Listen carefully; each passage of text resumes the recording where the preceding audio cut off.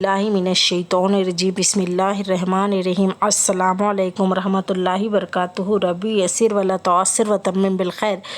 आज हम लेंगे हा से शुरू होने वाले अल्फाज व मायने।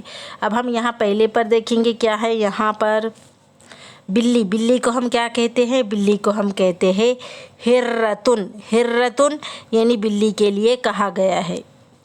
अब हम इसके बाद देखेंगे क्या है यहाँ पर हुदहुद।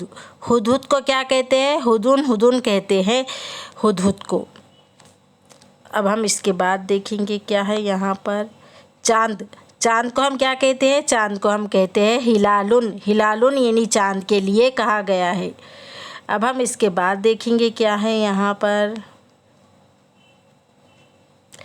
टेलीफ़ोन। टेलीफ़ोन के लिए क्या कहते हैं? टेलीफ़ोन के लिए कहते हैं हातिफ़ुन। हातिफ़ुन यानी टेलीफ़ोन के लिए कहा गया है।